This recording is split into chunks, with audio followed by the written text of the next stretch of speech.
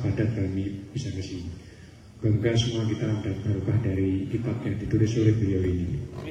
Karena ini adalah kontribusi beliau kepada bangsa ini, di mana Pulau Bawean itu kecil, terpencil, tapi ternyata punya kontribusi besar, punya sumbangan besar terhadap berdirinya bangsa Indonesia ini. Dan insya Allah, pulau ini nggak pernah dijajah Belanda kelihatannya ya. Mungkin Belanda yang tertarik jauh gitu kan. Juga mungkin sampai sekarang juga namanya negara daerah yang paling merdeka ya. Kalau saya di Jakarta itu, itu tanahnya Jepang, ini tanah Korea, ini tanahnya siapa?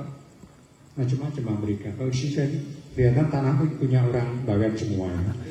Jadi barokah para wali ini, jadi semua masih punya tanah perdikan yaitu tanah Bawean ini. Ini kita bersyukur kalau sini senang ya, ikannya banyak. Jadi kita sehari-hari makan ikan terus gitu. Enggak pulang nggak cacingan gitu. Jadi alhamdulillah sini menyenangkan walaupun harus berjuang melawan ombaknya gede sekali. Ya. Sayangnya tidak ada transportasi yang baik sehingga kalau musim gini kan agak susah ya. Padahal sebenarnya kalau ada pesawat terbang itu kan jadi mudah gitu. Karena isi pesawatnya hanya 1 dan 3 tiap hari ada dan penumpangnya cuma 12 gitu. Padahal saya ini punya banyak pesawat. Tadi saya tawarkan kepada Gus Fauzi bahwa kenapa nggak pakai pesawat kita aja gitu. Kalau ada penumpangnya saya jangan pesawat. Nah, makanya saya bilang ke beliau, tolong dicarikan penumpang saja di pesawatnya udah ada. Siap ya? Karena kita lagi pesen pesawat 11 dan ini sebenarnya sudah ada dengan merek yang lain dan juga ada kita sendiri. Sehingga kalau ada penumpangnya kita sedia di sini gitu. Siap ya? Bagi ini punyanya kader NU ya kita sendiri yang biar nanti jadi usaha bersama kader NU. Kan keren kan kalau punya pesawat gitu. Pergi naik pesawat sendiri. Jadi hubungan, jadi nanti biar kalian tidak terpencil lagi, sudah modern kok terpencil kan. Ini alhamdulillah kita semua udah NU sudah berusia hampir 1 abad ya kalau dari Miladiah. Kalau kemarin kan itu Hijriah ya. Nah, nanti Miladiahnya masih tahun 2026. Ya kira-kira 2 tahunan lagi ya, 3 tahunan lagi. Ini masih ada kesempatan kita untuk semakin memajukan Nahdlatul Ulama. Dan alhamdulillah kita di PKPM ini kan sebenarnya bergerak sudah 12 tahun dalam rangka untuk menyongsong kebangkitan itu. Kebangkitan itu nanti ditandai dengan NU semakin mandiri.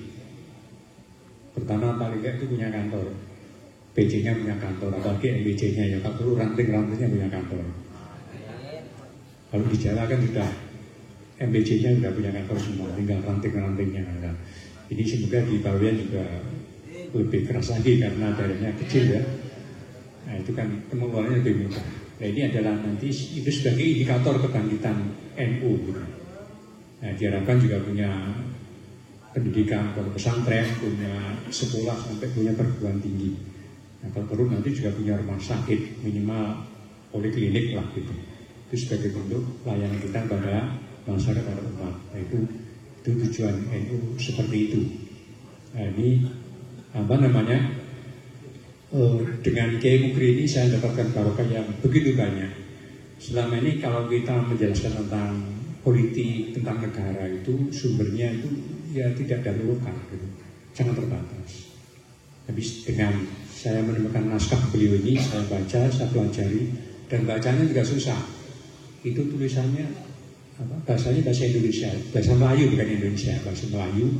Kemudian ditulis huruf Arab, Egon. Dan tulisannya banyak hurufnya yang pertama nggak jelas, karena udah lama gitu ya, tulisannya jadi nggak terang. Kedua sering banyak hurufnya hilang, nggak ditulis hurufnya. Karena beliau tulisnya cepat sekali sehingga sering kelewatan hurufnya. Kadang wawunya hilang, ya-nya hilang apa gitu.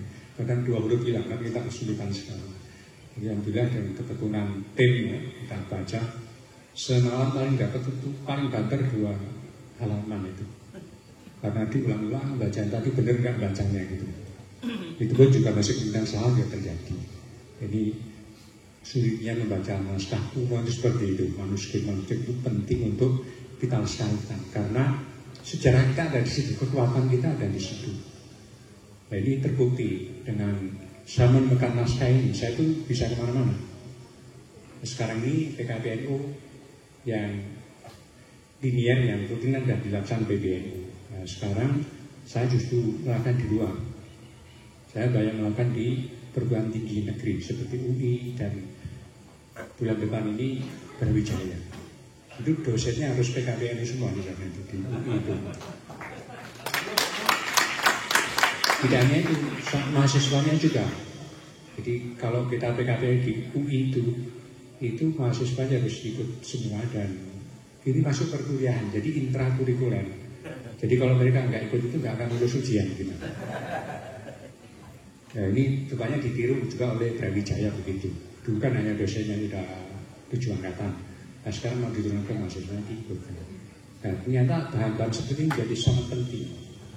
Ketika kami mengajarkan ketatanegaraan Pancasila ke luar itu awalnya nggak nyaut gitu. Ini kan Pancasila versi NU. Tapi begitu sambungkan Mukri, Asyid Mukri ini, kemudian saya juga akhirnya tertarik. Jangan-jangan orang NU yang punya kontribusi terhadap negara ini tidak hanya Syekh Mukri ini, mungkin yang lain ada. Lalu saya ajak dia ketemu di Cianjur, pesantren apa? Sukanegara. Sukanegara itu bahasa Sunda, itu bahasa Jawa. Bahasa Arabnya Hubul Waton. Di desanya itu dikasih nama Sukanegara. Itu kan bahasa Hubul Waton kan itu. Nah di situ ada kiai namanya Kiai Ahmad Besari. Kiai Ahmad Besari bikin pondok itu jauh sekali di puncak gunung. Nah itu beliau lah yang dulu termasuk pertama kali membuat bendera merah putih. Dan beliau ini adalah nggak main gurunya Bung Karno. Jadi Bung Karno bukan orang sembarangan. Beliau itu santri, nanti masih ada kanal sampai sekarang. Nah, yang menarik sekali adalah beliau membuat bendera merah putih itu, yang kemudian Bung Karno suruh membuat bendera Indonesia Raya seperti yang beliau bikin itu. Jadi tidak hanya Pancasila yang dari NU, ternyata bendera merah putih juga dari tokoh NU, namanya Kiai Ahmad Besari itu. Alhamdulillah kita sudah sana dan melihat benderanya masih ada, termasuk pusaka-pusakanya. Bung Karno kan terkenal sakti, nggak pernah mempan di bom, ditembak lagi, di bom aja nggak mempan. Nah ternyata semua itu kerisnya dipinjami dari Kiai Besari. Ya, yang menarik ketika Bung Karno habis melakukan proklamasi, lalu Bung Karno itu didatangi Inggris. Pokoknya Bung Karno ditangkap, terus dibunuh. Karena apa? Dia melakukan kesalahan. Negara ini seharusnya yang mengalahkan Jepang kan bukan kita, yang mengalahkan sekutu dipimpin Inggris. Ya ini negara ini punya Inggris bukan punya Soekarno. Kok tiba-tiba dimerdekakan itu? Kan nyolong gitu loh, gosok itu, kurang ajar Soekarno. Dikejarlah beliau. Ini dibunuh lari ke Bandung, kemudian di sana nggak aman, Bandung ada kuasai Belanda. Kemudian beliau oleh bupati di sana itu, Kertanegara itu dilarikan ke Cianjur, ke rumahnya Kiai Ahmad Besari, dikawal tentara banyak sekali. Kemudian kiainya di Bung Karno diterima oleh Kiai Besari, tentara suruh pulang semua. Tentara nggak butuhkan di sini. Di pondok ini juga Pak aja yang menyawal Bung Karno. Insya Allah Bung Karno fi amanillah gitu. Dan berdiri Allah. Kemudian semua tentaranya pulang, pengawal Bung Karno itu pulang semua, dijaga sendiri selama berhari-hari. Kemudian setelah Jakarta dianggap aman, kemudian Bung Karno pulang lagi ke Jakarta. Jadi proklamasi itu penuh risiko. Jadi kalau Bung Karno nggak disembunyikan pasti sudah dibunuh sama Inggris itu, karena Bung Karno dianggap merampas haknya Inggris gitu. Itu diselamatkan oleh Kiai Besar itu, tokoh besar NU. Jadi selain Kiai Mukri, Kiai NU itu ya luar biasa kontribusinya pada negara. Dan semuanya di bawah pimpinan Kiai Hasyim Asy'ari. Karena Kiai Hasyim Mukri ini yang orang asli Bawean ini adalah santri Tebuireng. Nah, beliau itu ternyata beliau itu adalah ditugasi Hasyim untuk jadi asistennya Kiai Wahid Hasyim. Jadi waktu kita mau merdeka, kira-kira bulan Mei, Juni itu dibentuk nama BPUPKI, Badan Persiapan Kemerdekaan Indonesia itu, pendidik persiapan bela Indonesia. Lembaga inilah yang ditugasi untuk membuat dasar negara, merumuskan dasar negara. Bung Karno minta Kiai Hasim terlibat di perumusan ini, tapi beliau sudah sepuh, beliau nggak bisa, lalu beliau utus 2 orang dari NU. Pertama putranya namanya Kiai Bakti Hasim, 2 santrinya namanya Kiai Maskur. Itulah disuruh mewakili NU untuk merumuskan dasar negara, tapi beliau tidak sendirian, dibantu beberapa asistennya. Nah, salah satu asisten Kiai Bakti Hasim namanya Kiai Asyik Mukri. Kemudian satu lagi namanya Kiai Magetan, namanya Kiai Imam Mursyid. Ada satu lagi Kiai Dimyati dari Termas. Jadi itu putranya Kiai Mahfud Termas. Jadi 3 orang inilah yang membantu Kiai Bakti Hasim merumuskan dasar negara. Nah, sayangnya dari kedua beliau itu tidak kita temukan naskahnya. Karena apa? Beliau setelah merdeka berapa tahun kemudian mati dibunuh. Dia meninggal pun sebagai syahid. Yang bunuh adalah PKI tahun 48 itu Kiai siapa namanya? Imam Mursyid dibunuh PKI. Sampai sekarang makamnya agak ketahuan itu. Kemudian Kiai satu lagi Kiai Dimyati juga sama. Itu adalah tokoh besar politisi relawan NU. Waktu terjadi pemberontakan pahlawan PKI itu, beliau juga dibunuh PKI dan jenazahnya tidak ditemukan sampai sekarang ini. Nah, tinggal yang satu ada itu Kiai Asyik Mukri ini hidup, kemudian naskahnya masih ada, naskah beliau sudah ada, gitu, sudah hilang semua. Dan ini naskah yang sangat berharga, akan menjadi saksi betapa besarnya jasa NU pada negara. Dan kira-kira juga tidak meninggalkan naskah. Kita nggak tahu naskahnya di mana. Untung ada naskahnya, sehingga kita bisa memahami Pancasila hanya dari beliau yang tertulis itu. Nah, ini walaupun konsentrasi berantakan, namanya acak-acakan tulisan tangan, itu susunan Pancasila juga masih belum sama dengan Pancasila sekarang. Ya mirip-mirip lah. Karena Pancasila versi Kiai Hasim ini pertama ketuhanan ya, nomor 2 itu persatuan. Kemanusiaan baru nomor 3 gitu. Namanya masih belum disepakati ya apa gitu. Nah, itu dengan betapa otentiknya Pancasila yang disusun oleh beliau ini. Karena ini semua kan di bawah pengawasan Habib Syekh Hasyim Asy'ari dalam merumuskan negara ini. Jadi, nah beliau ini kan nulis Pancasila itu semua dasarnya ada dari hukum Islam. Dari Quran, hadis, kaul sahabat sampai dari kaul para ulama itu dituangkan di dalam buku ini. Bagaimana dasar negara seperti apa dan bagaimana cara menggerakkan, ya, menghidupi sebuah negara itu sudah ada di dalam buku ini. Jadi sayang buku ini sudah bertahun-tahun hilang ya, nggak terbaca, tidak jadi pustaka tapi jadi pusaka gitu. Jadi jimat itu pembawaan itu ya, termasuk Gus Fauzi ini jadikan ini jimat, kemana dibawa biar selamat lah, nggak kena ombak gitu. Ya nggak apa-apa, memang harus jadi pusaka gitu. Pusaka penting, kalau enggak ini nanti tercecer, dibakar atau dibuang gitu ya. Ini akan tulisan nggak berguna, dibuang aja. Itu banyak seperti itu. Alhamdulillah kami sudah lama menemukan naskah juga. Kemarin saya dari Palembang itu bisa menemukan seorang ulama juga yang punya banyak naskah-naskah seperti itu. Dan nanti insya Allah hari Jumat dari sini saya juga ke Palembang lagi, itu ada kabar di sana ada naskah-naskah. Jadi kita ini kayak muhaddisin kayak Bukhari lah, kalau ada kabar kita kejar gitu. Alhamdulillah kita ini di PKPN itu dapat berkah. Saya dengan tim ini ketemu dengan 22 orang santrinya Kiai Hasyim Asy'ari. Dan termasuk terakhir ketemu Kiai Kiai Makmun. Itu barokahnya begitu. Jadi saya ini kalau sanad Hasyim itu dekat sekali gitu. Gitu ya. Soalnya beliau sudah meninggal ya. Untung saya sudah ketemu gitu. Nah, kalau ketemu saya rugi sekali di sini. Jadi alhamdulillah ketemu dengan murid beliau sehingga kami dapatkan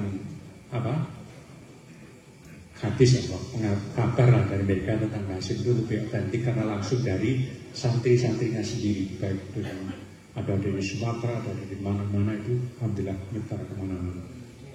Dan masuk besok itu saya juga ketemu tapi ke cucunya santri santri Hasyim jatuh ke anaknya sekarang. Nah,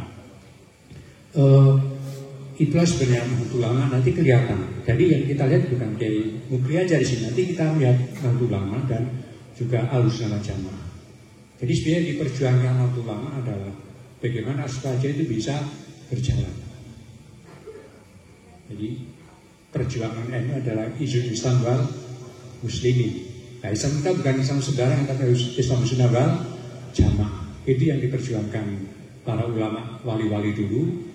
Nah, makanya beliau di sini untuk menjual aswaja itu beliau membuat namanya pesantren. Itu disitulah agama Islam ada usaha jamaah dikembangkan.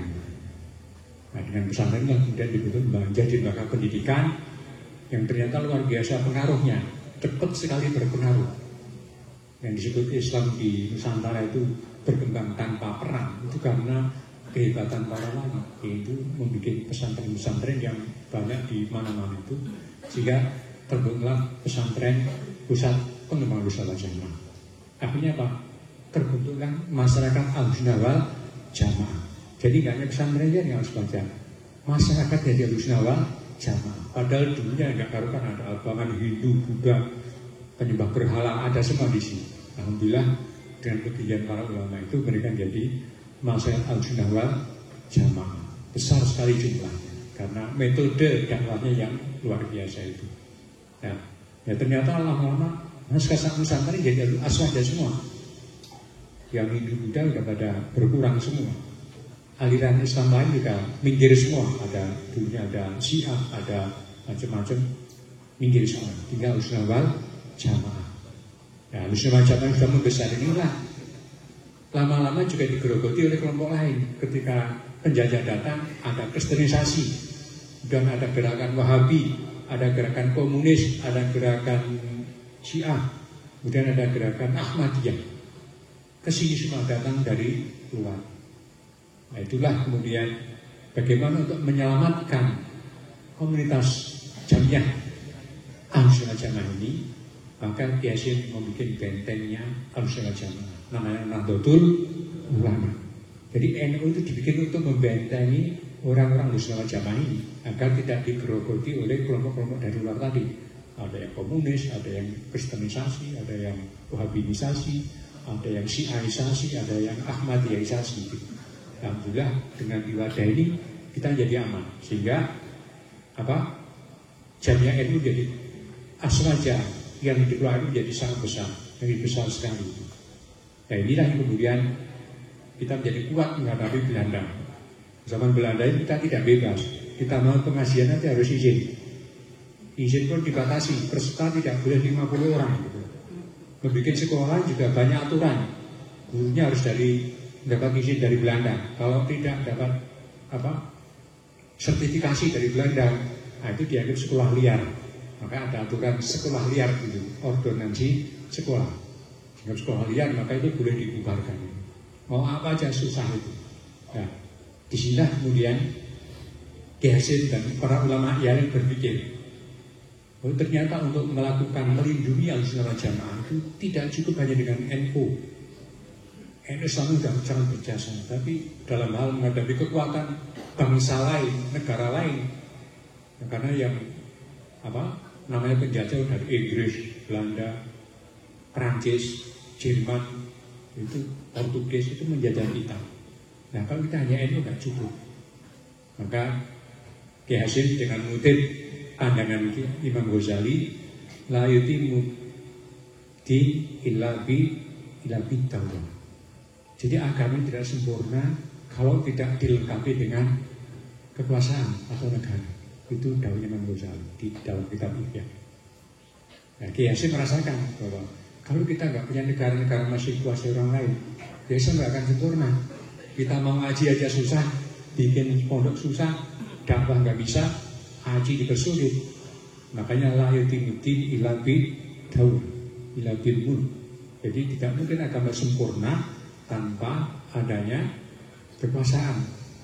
Karena kekuasaan yang bisa melakukan amar ma'ruf, yaitu mencerdaskan orang, kemudian memakmurkan, kemudian juga mengamankan, itu amar ma'ruf. Kemudian dia bisa nahi mungkar, yaitu mencegah agar mereka tidak dikafirkan, tidak dikristenkan, tidak dikomuniskan.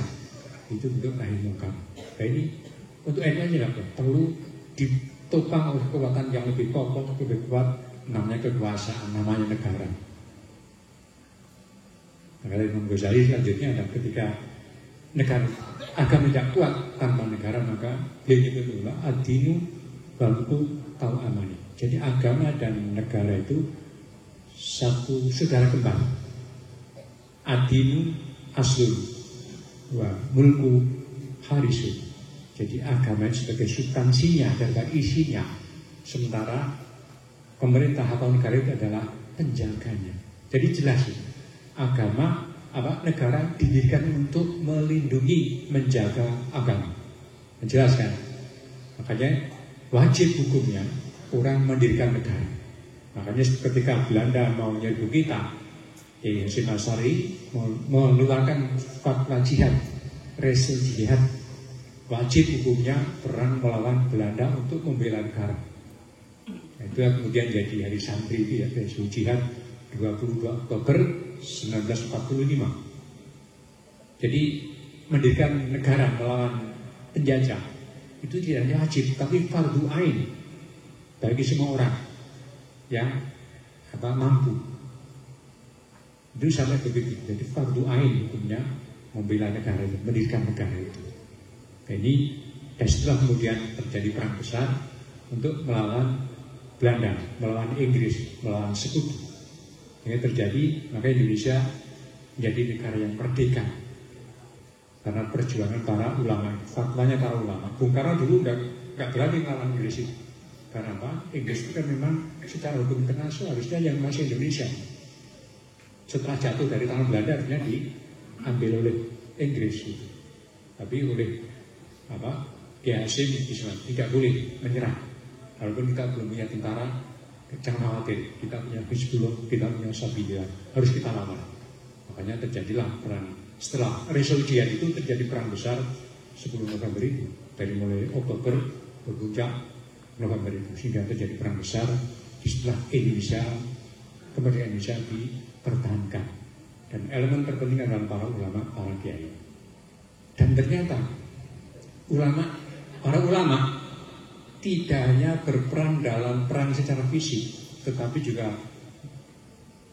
berjihad dalam adu konsep. Jadi tidak hanya jihad, tapi juga ijtihad. Nah, ijtihadnya apa? Yaitu membuat konsep negara itu. Nah, konsep negara seperti apa? Yaitu sejak awal tujuan berdirinya negara adalah untuk menjaga al-sunnah wal jamaah. Maka negara didirikan harus al-sunnah wal jamaah. Jangan sampai menyimpang dari al-sunnah wal jamaah. Nah, makanya beliau utus kiai-kiai alim dari pesantren Tebuireng itu beri Hasyim untuk membuat konsep negara agar apa? Negaranya sesuai dengan syariat Islam. Nah, tujuan syariat Islam itu apa sih? Nah, tujuan syariat Islam itu tertuang dalam rumusan namanya apa itu? Kuliatul Khoms. Kuliatul Khoms 5 prinsip dasar. Nah, tujuan syariat, diterapkan syariat itu untuk apa? Itu untuk menjaga 5 hal. Pertama khidduddin ya, menjaga agama. 2 khidul nafs, menjaga jiwa. Kemudian khidul mal, menjaga harta. Khidul akal, menjaga kekuatan berpikir. Kemudian mereka ada khidul nasl, menjaga keberlangsungan keturunan.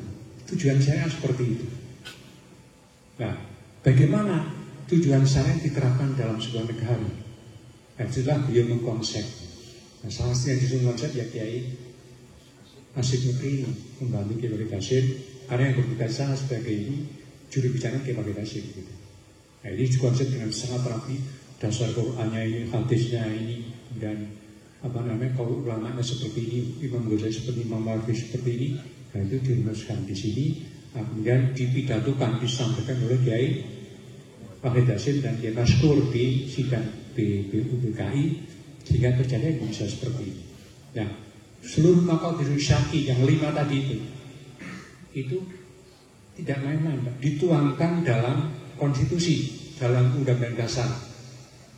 Itu di dalam Muqaddimah. Mungkin Bapak Ibu kan pernah baca undang-undang dasar itu ya. Itu ada namanya Muqaddimah Undang-Undang Dasar 1945. Isinya itu bahwa kemerdekaan adalah hak segala bangsa. Karena itu penjajahan di atas bumi harus dimusnahkan dan seterusnya.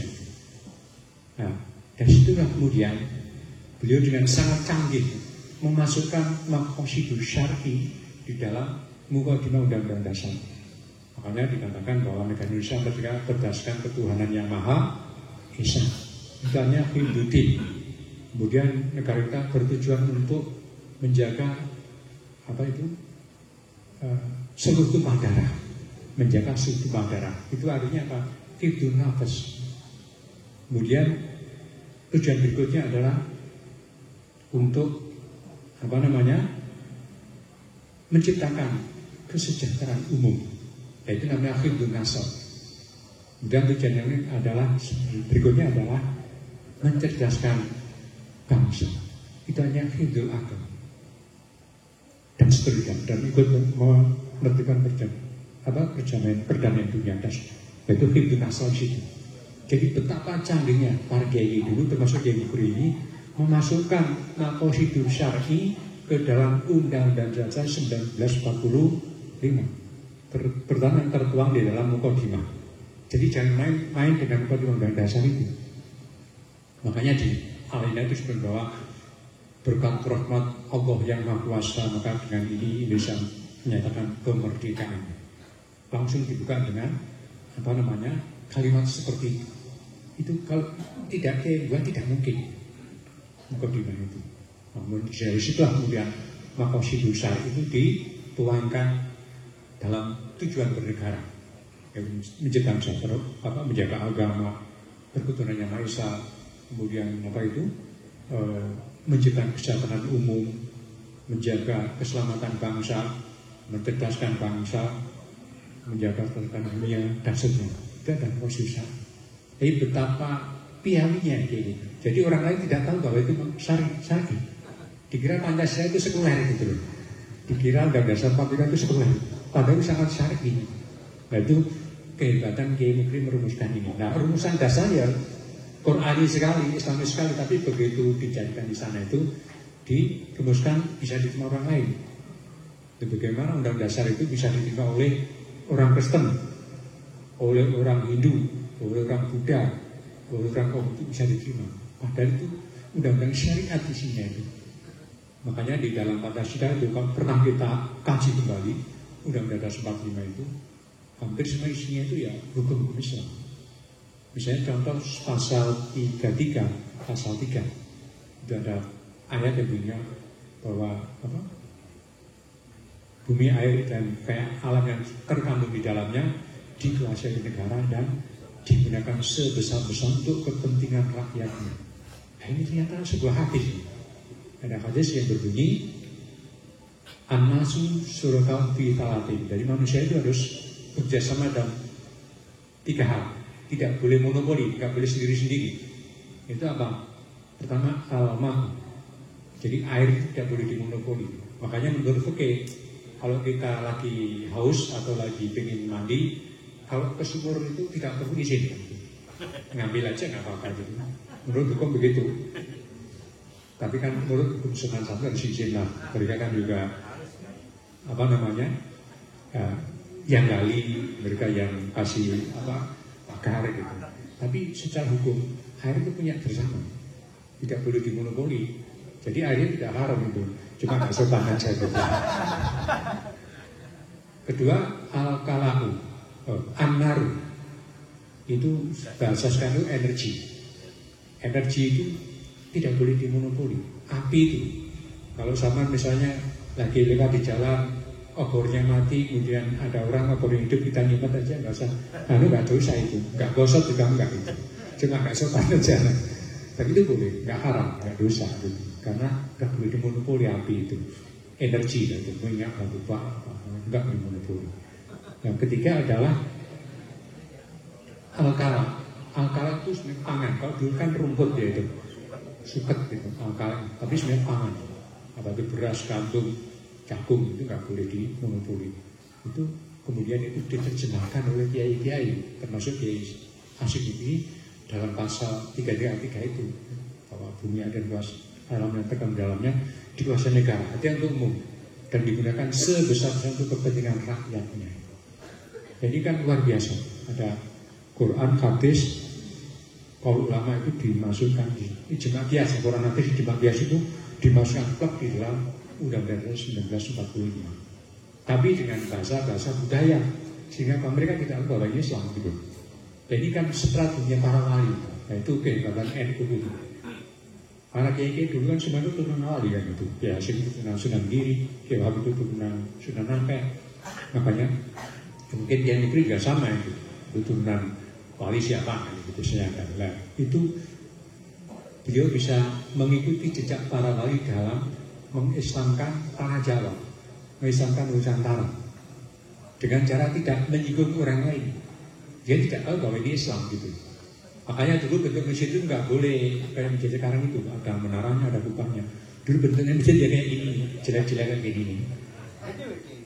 Jelek gitu, jelek sekali. Tetapi ya bagus lah. Ya seperti ini. Biar apa? Biar bentuknya sama dengan pura gitu loh. Jadi mereka itu ke masjid tidak asing lah gitu. Jadi orang dulu kan masih Hindu, masih Buddha, ya diajak ke masjid tidak asing karena tempat ibadahnya sama, mirip-mirip gitu. Ya mesti kayak ini, orang Hindu masuk sini enggak apa-apa gitu. Jadi modelnya begitu. Nah, sekarang kan masjid model Timur Tengahan itu. Nah itu sebenarnya berbeda. Ya dulu sudah jadi mereka tidak terasa bahwa mereka ini berada di masjid, kira berada di pura aja waktu itu. Nah, ternyata dalam hal bernegara juga begitu. Mereka dibikinin Pancasila dan dikira Pancasila itu sekuler. Padahal Pancasila itu sangat Islam. Nah, jelas kenapa agama-agama lain itu lama-lama tergerus kan? Tidak merasa bahwa dia sudah diislamkan itu. Nah, wali dulu kan mengislamkan orang, kiai dulu tidak instan itu. Ya Islam ngaku aja nggak apa-apa lah, dikasih cap Islam abangan itu. Nah nanti lama-lama kan santri sendiri. Jadi nggak boleh orang dipaksa. Kalau sekarang orang masuk Islam syahadat langsung disuruh sunat gitu. Setelah disunat langsung disuruh pergi haji gitu. Jadi nggak ada proses. Kalau dulu nggak gitu. Ya yang penting Islam dulu, sunat belakangan nggak apa-apa. Masih minum tua, masih makan babi juga nggak apa-apa gitu. Pelan-pelan aja. Jadi Islam betul-betul murni dari dalam. Jika jadi orang jadi beneran. Kalau namanya sekarang ini instan kan karbitan itu sekarang ini. Jadi artis itu kan betul-betul Islam jebret langsung sunat, langsung umroh, wajib pakai surban, terus macam-macam lah gitu. Itu Islam instan itu. Dan itu ya gampang hilang namanya karbitan ya. Kalau lalu itu Islamnya harus Islam yang sungguh-sungguh. Karena yang diislamkan itu hatinya ya. Hati yang diislamkan. Ya itu bedanya. Makanya Islamnya jadi menyebar dan sampai ke hatinya, hatinya itu Islam betul-betul mendarah mendaging, bukan Islam hanya di tenggorokan gitu, bukan hanya di mulut, bukan hanya tenggorokan, tapi sudah sampai hatinya. Yaitu para wali seperti itu.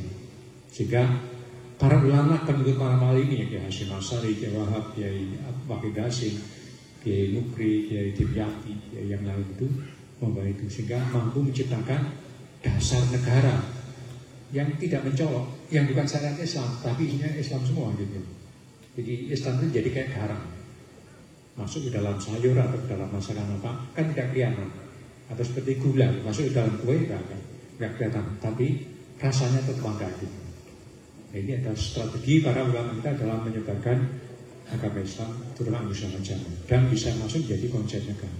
Nah, setelah Islam jadi negara, punya negara itulah kita bisa menghadapi berbagai tantangan.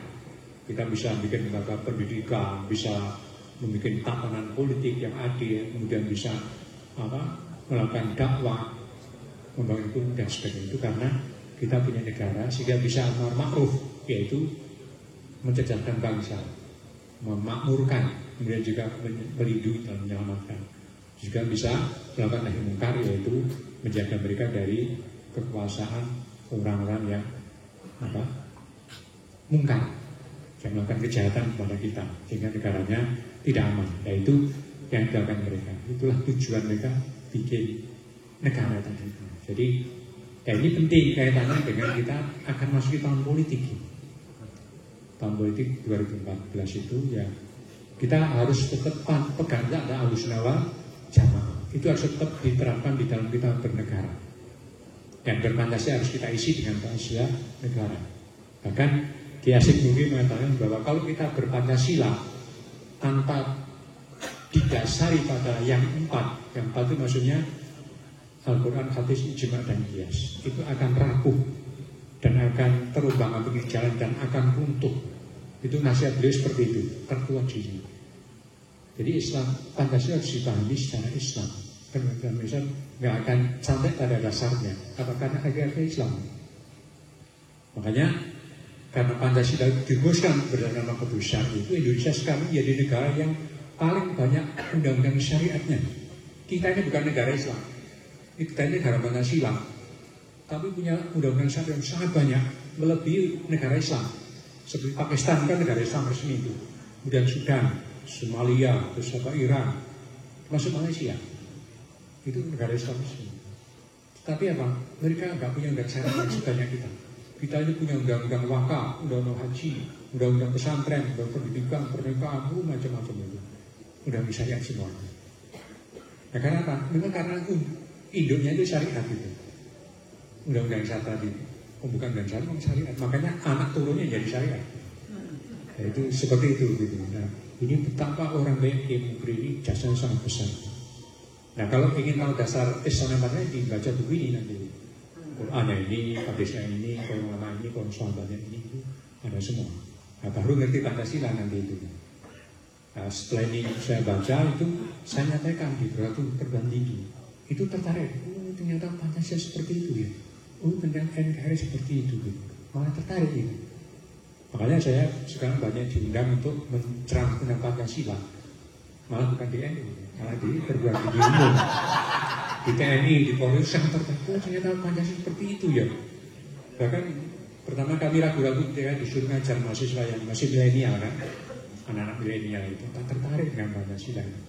Tak cita-cita lahirnya begini, yang melahirkan itu bukan hanya Soekarno-Hatta yang tapi ada orang ini di daerah Bawean ada, di Maluku ada, dan di Pulau Nias ada. Dan mereka tertarik, oh Pancasila seperti itu. Ya. Jadi mereka itu haus dengan informasi seperti itu. Ya, mereka dulunya Pancasila ya a priori lah. Pokoknya Pancasila dari dasar itu. Di dasar itu artinya aku juga tidak bisa karena dia tidak tahu rujukannya. Lima sila itu. Begitu tak kasih rujukannya. Itu yang walaupun mereka orang Bali gitu. Begitu tahu rujukannya mereka jadi semakin yakin dengan Pancasila, juga makin kita dengan NKRI. Nah, ini keberhasilan para ulama kita ini harus kita lanjutkan. Ahlussunnah Jamaah tidak boleh mudah. Makanya kita sudah 12 tahun melakukan PKP ini sebenarnya untuk menjaga kembali Ahlussunnah Jamaah. Karena selama ini Komando Baru sudah mengalami penurunan. Ketika sama Pak Kiai Rosyid kita tuh ke Luwu. Di sana tuh orang sudah ya Islam, tapi aku asal aja, tetapi tidak bisa baca sholawat. Diajak sholawat itu nggak bisa. Kita udah serius sholat baca, mereka nggak bisa nyaut gitu. Nah kalau tadi begitu serius kan bisa nyaut. Terus apa? Mereka tidak pernah ziarah kubur. Aku Ahlussunnah kok nggak pernah ziarah? Itu kan Ahlussunnah model apa ini gitu? Ahlussunnah ala Wahabi atau ala Syiah gitu. Ahlussunnah berjamaah kok nggak? Nah itu akhirnya kita perkuat Ahlussunnah Jamaah sehingga mereka melakukan amalnya Ahlussunnah Jamaah dan mereka kita edukan kembali. Jadi hingga kuat dari seorang sebagai kembali. Nah, kenapa Ahlussunnah perlu kita lakukan kembali? Karena ini adalah salatil a'zam yang kita harus pegangi. Alaikum binamajid kata pesanan. Jadi yang harus kita pertahankan. Nah sekarang ini mulai goyah. Karena apa? Kita dapat banyak serangan dari luar sekarang ini. Dan itu tidak cukup NU sendiri menghadapi. Harus negara. Karena apa? Yang menggerakkan kemungkaran dari luar itu negara. Bukan ormas atau bukan agama, bukan Kristen, bukan Katolik atau apa gitu, atau Hindu kan, tapi negara. Bahkan negara yang dipimpin oleh banyak negara namanya PBB itu. Mbahnya negara kan PBB, di atasnya negara, dipimpin itu sedang menggerakkan banyak kemungkaran yang kita harus kuat menghadapi, dan kita nggak kuat kalau tidak negara menghadapi. Nah, itu makanya negara kita ke depan kita harus memilih pemimpin itu yang bisa menyelamatkan Muslim jamaah, dan juga nanti termasuk milih DPR. Kenapa? Nanti yang akan dimasukin pertama adalah undang-undang kita, penyusunan undang-undang itu. Karena apa? Di luar itu Amerika, Inggris itu sudah menegaskan kita bahwa kita ini harus segera, Indonesia itu harus segera mengesahkan undang-undang perkawinan sejenis. Jadi LGBT itu harus segera disahkan. Kalau enggak, kita enggak akan diberi bantuan oleh Amerika dan Inggris.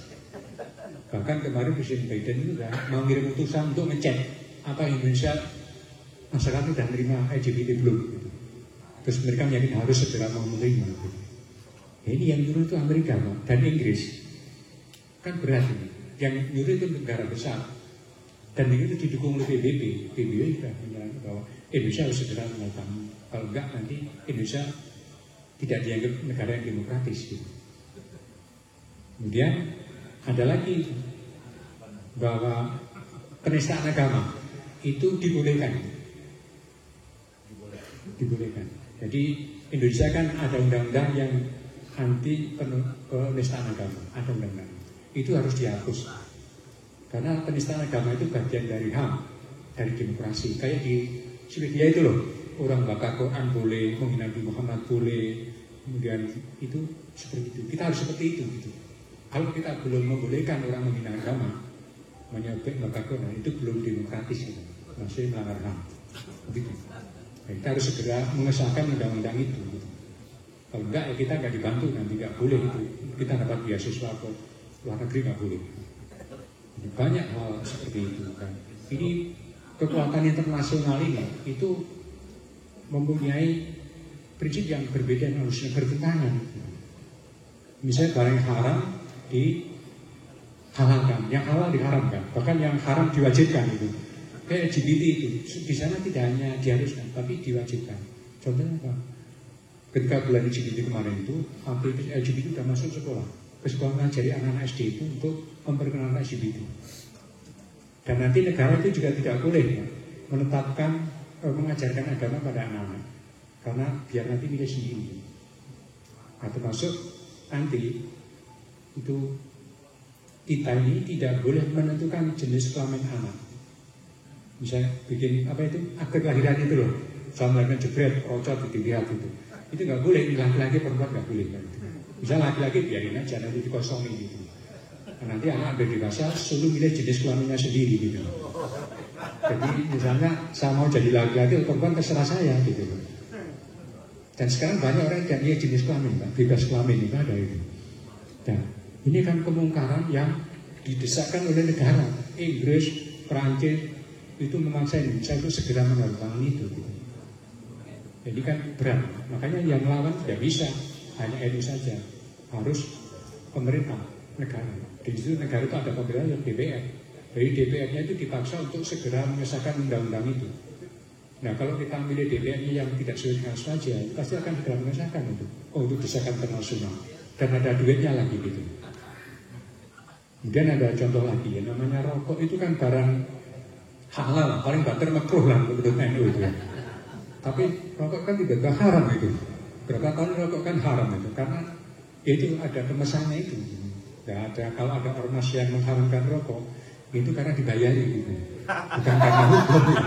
Karena dibayari gitu. Oh, rokok haram gitu ya. Kita banter makruh lah gitu.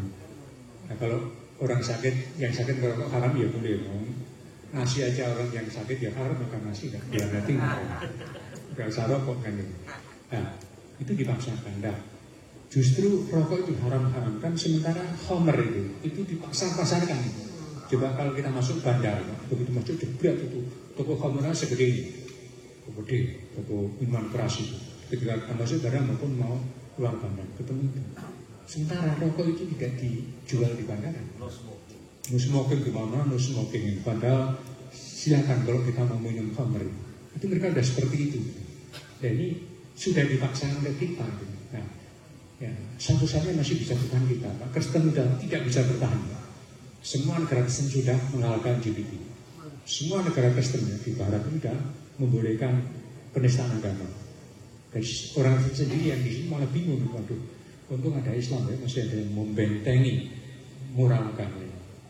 Jadi kan nggak boleh, tinggal kita. Dan kita juga tinggal Sunnah Jamaah dan tinggal NU ini. Kalau sampai NU yang bobol, ya udah, tamat lah kita, udah kiamat ini. Dari berbagai undang-undang yang kemungkaran yang sedang dipaksakan pada kita, nggak ada yang membendung itu. Nah, makanya nanti berkaitan dengan tahun politik ini, kita memilih pimpinan ya baik di DPR, bagian bikin undang-undang itu, harus bikin undang-undang dia yang asik menteri ini, atau nanti pemerintah. Itu bisa jadi nanti apa namanya? Ini mereka ini hanya bisa melakukan amar ma'ruf dan nahi munkar. Bukan ini, NU kan nanti dorong dari belakang saja, dari depan pemerintah dan DPR. Jadi yang akan berhadapan dengan Amerika, dengan PBB, dengan konvensi-konvensi internasional. Nah, di sini pentingnya membaca buku Kiai Supri ini, saya juga semakin ngerti. Saya bisa bicara karena setelah membaca buku itu pentingnya melakukan usaha jamaah di dalam kehidupan kapanpun dan dimanapun. Tidak harus bentuk vulgar. Maka nanti undang-undang itu undang-undang nasional, bukan undang Islam. Tapi ini mewakili aspirasi Islam. Dari setelah nanti kita berharap kita ke depan punya pimpinan dan juga punya wakil-wakil rakyat yang membuat undang-undang itu bisa membawa aspirasi usaha jamaah. Sudah dicontohkan oleh banyak dari kita, termasuk dari Menteri. Sehingga apa namanya? Indonesia sebagai yang semacam terbesar dunia ini betul-betul bisa melindungi dunia karena negaranya bagus nama jamaah. Ini yang menjadi concern kita. Untung kita sejak tahun 2012 sudah bergerak ke bawah sehingga kita punya kader di mana-mana. NU juga semakin kompak. Dan insya Allah kalau NU sudah bisa berbaris secara jamaah. Jadi orang NU kan hanya bisa berbaris hanya waktu sholat aja, rapi barisannya gitu. Selalu sudah pun baris rapi. Tapi begitu diajak baris secara ekonomi sudah nggak bisa gitu, semrawut gitu. Apalagi diajak baris secara politik lebih susah lagi gitu. Nah setelah ada PKP, nggak ada siapa kita sudah diajak baris berbaris ya kita harapkan bisa baris secara sosial udah, agama ada lagi. Kemudian ekonomi dikit-dikit lah. Kita kemarin udah punya BPR ya, di sini udah banyak BPR. Kemudian di Jawa Timur udah banyak Nusantara, kemudian udah banyak punya POM macam-macam misalnya. Itu udah mulai berbaris secara ekonomi. Dan tinggal ini secara politik ini kita diuji ke depannya. Apakah kita masih bisa berbaris dalam keadaan usaha jamaah atau tidak? Nah itu kita uji depan itu. Nah, siap ya bila usaha jamaah? Karena tantangan kita Mbak. Kalau enggak ya itu tadi LGBT masuk, kemudian juga penghinaan agama dibolehkan, kemudian Homer dibebaskan, kemudian apa namanya kemungkaran yang lain, termasuk ini ya. Kalau kita nggak kuat, kita ini punya sumber namanya nikel. Nikel itu kan barang yang sedang tren sekarang ini, harganya sangat mahal, sangat dibutuhkan. Dan kita itu nggak boleh ngolah sendiri, harus jual buah-buahan mentahan. Lalu jual mentahan kan harganya murah sekali gitu. Kemudian kita mengolah dijual mateng lah gitu, matengan gitu. Itu nggak boleh. Kita ditawur negara sedunia, terutama Eropa. Kemudian kita punya sawit, itu juga sulit dijual di luar negeri karena apa? Dianggap merusak lingkungan sebagainya. Itu sebenarnya hanya fitnah saja gitu. Tapi kalau mereka bikin macam-macam, menindas Israel dengan menindas Palestina, menindas Ukraina, menindas macam di Cina, ya kita seolah tidak terjadi apa-apa. Gitu. Sementara kalau kita ada usaha dikit sudah di teror, di fitnah seperti itu. Nah, itu kita butuh negara yang kuat dan negara butuh rakyat yang kuat. Makanya penanaman kecintaan kepada NKRI kita tanamkan di situ. Karena bagian yang musnah jangan juga. Ini kita mendapatkan rujukan yang sangat luar biasa dari Syekh Asyik Mukri ini dan kebetulan dari Bawean. Dan kita harap juga putra-putra Bawean itu lebih mendalami lagi dari karirnya beliau ini sehingga beliau tidak sedih kalau beliau hadir ke Bawean ya, secara rohani sini buahnya juga tidak melanjutkan cita-cita beliau, malah orang lain yang melakukan ya, atau malah tidak dilakukan sama sekali siapapun. Nah itu nanti amal jariah beliau besar ini tidak menjadi jaya lagi. Nanti kalau bisa menjadi jaya lebih besar, ya kita amalkan dan kita lakukan. Saya kira ini yang bisa kami sampaikan. Mohon maaf atas kekurangannya. Dan juga saya terima kasih. Saya sebenarnya tadi hanya ingin ngantar begini aja, tapi dihadapkan dengan jamaah begini banyak. Saya juga kaget dan juga terima kasih. Ya? Promosi pahlawan nasional. Biasa. Promosi pahlawan nasional. Kira-kira gimana? Kemungkinan dipromosikan. Oh iya, ya bisa. Nanti itu kan pemerintah daerah dulu. Sehingga ke pemerintah daerahnya, bupati ya. Jangan bupati. Nanti terus dinaikkan ke atas. Departemen Sosial. Nah, sudah ada bahannya itu lebih enak. Ya. Memang harusnya diusulkan jadi pahlawan nasional. Tapi kita gali sumber-sumbernya. Lewat hidupnya, kemudian apa namanya? Kadang-kadang masih ada naskah yang lain juga perjuangan beliau melawan Belanda atau melawan komunis apa gitu, kita kaji sehingga apa layak untuk menjadi seorang tokoh atau pahlawan nasional seperti kiai yang lain. Maksudnya Kiai Hasyim aja yang dapat pahlawan, Kiai Maskur dapat pahlawan, maksud beliau nggak dapat. Nah, itu saya kira sangat pas untuk diajukan nanti kalau bahan-bahannya saya lengkap. Terima kasih, dan juga saya senang sekali bertemu dengan para pimpinan NU, pesantren dan khususnya kader penggerak yang sudah lama tidak ketemu. Moga-moga bermanfaat barokah untuk kita semua. Amin. Wallahumma muwaffiq bit thoriq. Wassalamualaikum warahmatullahi wabarakatuh.